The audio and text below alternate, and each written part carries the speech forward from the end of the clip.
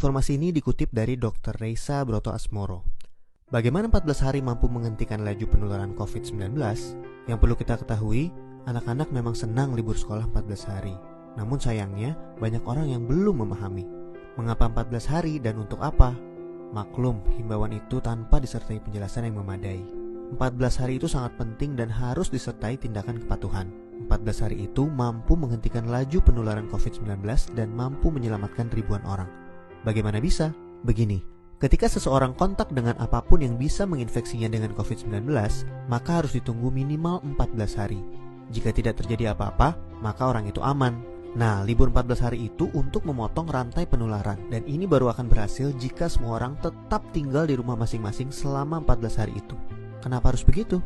Contoh, seorang anak mulai libur tanggal 16 Maret selama 14 hari. Dia akan masuk sekolah lagi pada hari ke-15. Ternyata anak ini dan keluarganya menggunakan waktu libur itu untuk jalan-jalan, mengunjungi kumpulan orang, ke tempat saudara, ke mall, dan lain-lain.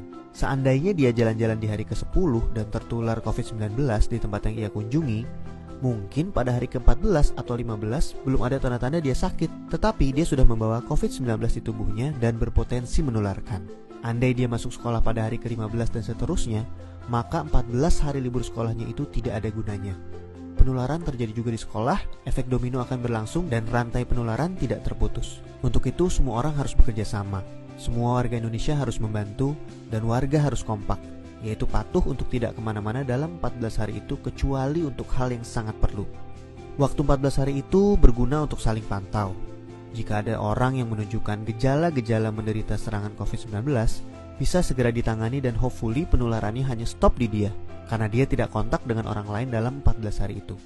Jadi, mari kita mengisolasi diri untuk diri sendiri dan orang lain. Mungkin pula dalam skala besar untuk umat manusia.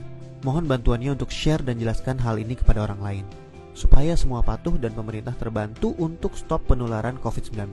Jika tidak, maka 14 hari libur itu percuma. 14 tahun pun tak bisa stop penularan. Semoga kondisi dunia segera pulih. Dr. Reysa Broto Asmoro.